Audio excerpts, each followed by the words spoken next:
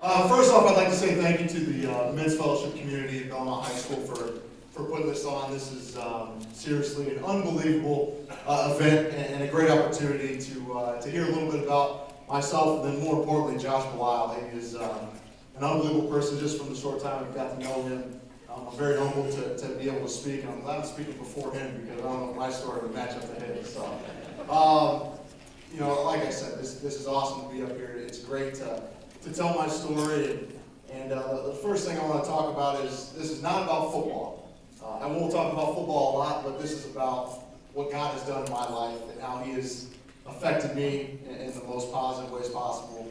The blessings He's put in my life, some of the obstacles, some of the successes I've had, and the many lessons that I've learned, through the short 24 years so far, and then moving forward. His plan's amazing. He works in mysterious ways. He will interject sometimes at the most inopportune times. When things are going really well, He'll interject, and some of us may think it's a negative thing, but at the end of the day, it turns out to be positive. But before I get started, I do have to say one thing. I have to give a special shout out to a lot of my family that's here. I have, where it all began, I have some great grandparents. Bob and Pat Mitchell are here. My grandma, Chandler Harnish, I see him out here. I know I have Mitchells and Harnishes and Carters and Barters. I can see them all right here in the middle. So I wasn't nervous, but now I'm kind of nervous. Family. So I guess just to introduce myself a little bit, grew up in Bluffton, Indiana, kind of in the country, not necessarily a Bluffton kid. Went to Norwell High School, but I started playing football, basketball, baseball at a very young age. I think maybe second, third grade. My father, Ron, coached me all the way through, a big influence in my life. I just loved playing all kinds of sports. If I had a ball in it, I was playing it.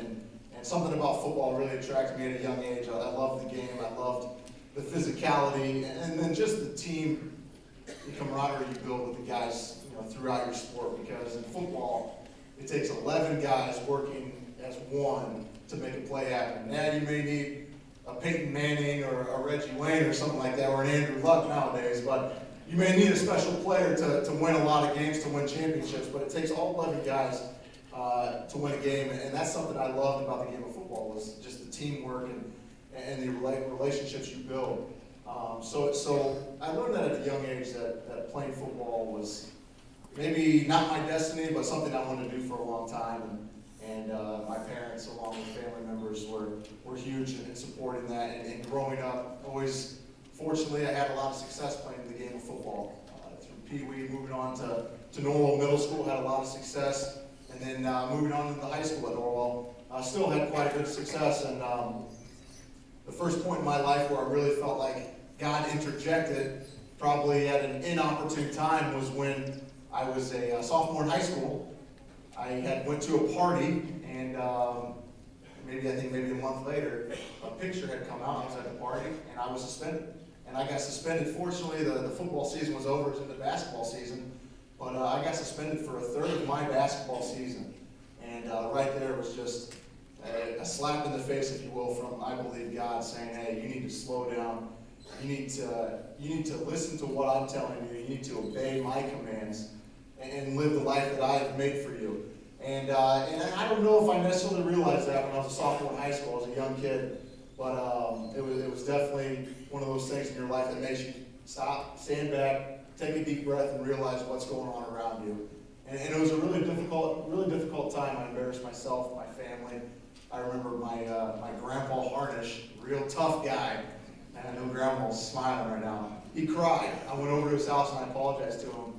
And I had never seen him shed a tear before. And he cried that day, and I'll remember that forever. It was one of those times in my life that I was like, man, I cannot be doing this. And that, I think that was God pushing me this direction rather than that direction. So moving on from that, I was able to get past that suspension, came back, finished up at Norwell, had a pretty successful last 2 years.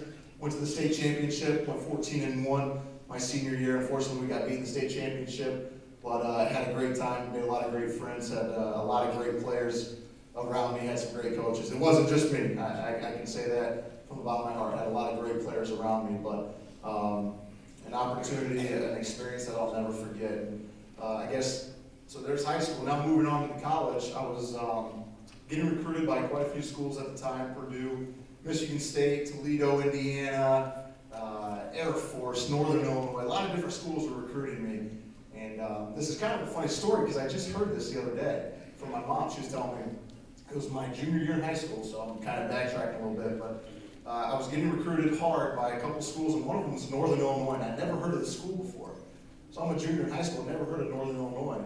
And I really wanted to go to Purdue. Purdue was my dream school. And my mom, I remember telling her one day, it was in the summer, Northern Illinois offered me a scholarship before any other school did. This is a full-ride scholarship, all 4 years of your education paid for. And I told my mom, like, you know, I don't know what to do. And she said, Chandler, she's like, I just talked to a man, and she said that he gave me some great advice. Go to a place that you're wanted. Go somewhere where you're wanted by your coaching staff, by your school, by your university, all those kind of things. And I said, you know what? That's a great idea. And I ended up jumping on that opportunity, and I took it, and I went to Northern Illinois. And believe it or not, but the man she talked to was a Mr. Mike Colclaser. And I don't know, for you Belmont people out there, he had an average, okay basketball player. Son, he was okay. Seth Colclaser, he might be here tonight. I heard he might be here, but there he is. Now, Seth was an awesome player. I actually looked up to him. He was, I always remember you were the best free throw shooter, I think, in the state of Indiana or the Spies Fieldhouse. I always remember that. You're a great player and a role model. And I thought that was funny. My mom just told me that, I believe, this week. And I was like, oh, I gotta say that. That's too perfect. But so thank you, Mr. Colclaser, for the advice you gave my mother, because you know, I think God interjected again. You know, that was complete irony that she ran into you, or I shouldn't say irony. That was God setting up a circumstance that